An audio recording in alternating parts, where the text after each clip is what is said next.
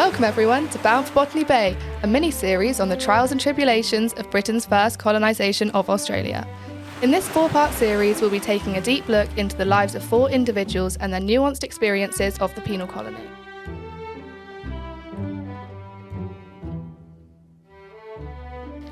Hello history enthusiasts, welcome back to episode 2 of Bound for Botany Bay. Last episode we looked into the life of Arthur Phillip, the first governor of New South Wales. In today's episode we are exploring the life of Arthur Bowes Smyth, hearing about his voyage on the Lady Penrhyn and his impressions of Botany Bay. We will also be joined by renowned historian Amelie Lacassan, whose expertise will give us valuable insight into the first colony. Thanks for having me on the podcast, Daisy. I'm such a big fan and love how you're making history accessible to everyone.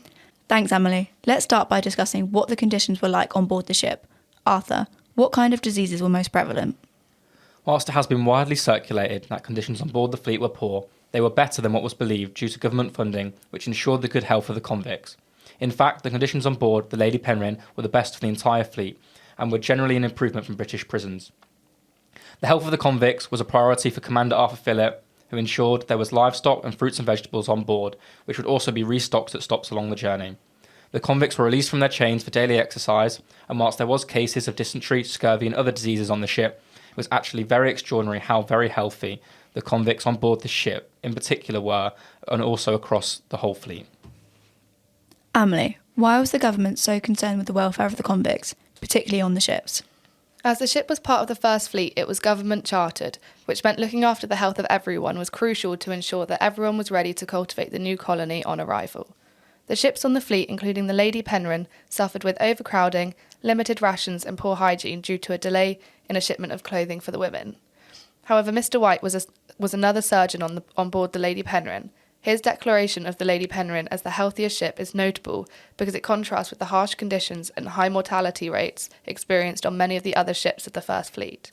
It's worth noting, however, that healthiest is a relative term and conditions on board all the ships were still challenging by modern standards. Given your extremely arduous journey, I'm sure you were delighted to arrive at Botany Bay. What were your initial thoughts about Botany Bay when you arrived? Upon arrival, I was very pleased with the choice of Botany Bay. The land seemed the most fertile, with many lofty trees and verdure. However, after closer inspection, the trees were hollow and unfit for building fires. The soil was found to be nothing but black sand and by no means fit for cultivation. To make matters worse, the land was covered with black and red ants far larger than I'd ever seen in England. It was evident we needed to find a new spot to set up the colony. Thankfully, we discovered New Norfolk, which was abundant with pine, timber, fish and fowl. This discovery brought plenty of supplies for the colony. As you said, it's clear that Botany Bay lacked the natural resources needed in order to establish a permanent settlement. There were several reasons for this, including poor soil quality, limited fresh water sources, a harsh climate, and eucalyptus dominance. The great lack of fruiting trees and meat present could also be an explanation for the outbreak of scurvy in the colony. As we learnt from our previous podcast with Governor Arthur Phillip, relationships with the Indigenous population were conflicting and challenging, given the nature of colonisation. Arthur, did you have any experiences with Indigenous population? Yes. After landing, I had an interaction with 7 or 8 natives. Surprisingly, they are different to our understandings of the American Indians.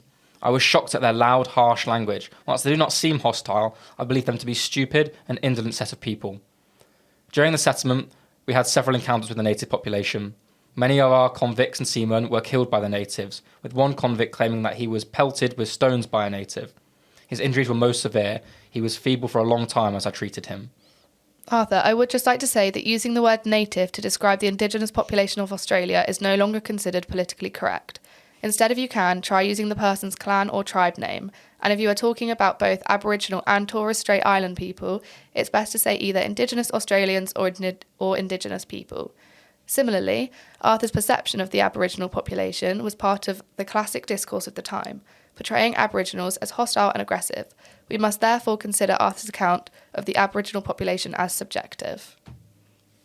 Thank you, Amelie. What was illness like in the colony? Scurvy was rampant in this new colony due to the lack of food supplies. The scurvy begins to appear among several of the sailors. Their gums are principal parts affected at present. I give them bark and an elixir of vitriol 3 times a day and have essence of malt brewed for them every morning. As well as this, many convict men died of dysentery, and there are a great number of ill in the colony. If I'm right in believing so, Smyth heavily criticised the authorities for the lack of supplies given on the First Fleet. Known treatments of scurvy were shown as early as 1753, but it wasn't until 1795 that naval authorities supplied lemon juice to Royal Navy ships, meaning that people on board the Lady Penrhyn suffered unnecessarily due to the lack of haste by the government to supply treatments. The effectiveness of Smyth's treatments would have varied depending on the specific ailment and the individual's response to the treatment. While some treatments may have provided relief or improved outcomes, others may have been ineffective or even harmful by modern medical standards. It's important to remember that medical knowledge and practices have evolved significantly since the 18th century, and many treatments used at that time are no longer considered appropriate or effective. What was expected of the convicts despite these conditions? Arthur, why was it so important for you to maintain their health? The convicts were sentenced to hard labour in the colony until the end of their term of transportation. Convicts cultivated the land and erected houses for different officers and marines. Hard work was expected, and these strict requirements were reinforced by officials and maintained through strict punishments. For example, any male convicts caught in the women's tent had their hands tied behind their backs, and anyone caught stealing was sentenced to death by hanging. Lashings were also popular. The prevalence of illnesses such as dysentery and scurvy amongst the early settlers in Botany Bay had significant effects on the advancement of the colony and their ability to work effectively. Disease impacted both the workforce and population, resulting in a loss of valuable labour, hindering the colony's ability to grow and develop. Furthermore, the need to care for the increasing numbers of sick caused a change in resource allocation, detracting from efforts to develop the colony's infrastructure and economy. What was the journey home like? Although the outward journey of the fleet was covered vastly in numerous accounts, there is only one description of a complete voyage of the return, and that's from Arthur. My job became increasingly difficult on the voyage home, as many seamen fell sick. I was also ill myself, with chilly fits and pains due to the poor damp conditions on the ship. Thank you, Arthur and Emily, for coming on the podcast today. I'm sure our listeners have found it very insightful. Arthur's journal remains a key part of history of the first colony in Australia, shedding light on the health and experiences of the First Fleet.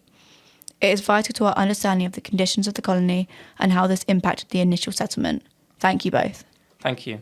And thank you too. I just wanted to note that whilst it is important to share Arthur's journal as a key piece of history, it's also important for our listeners to understand that this narrative is based off of one man's experience and does not tell us about the convict experience. A very important point. To combat this, next episode we will hear from a convict themselves, James Martin, who will share his experiences. Thank you for listening. Until then, stay curious and keep exploring.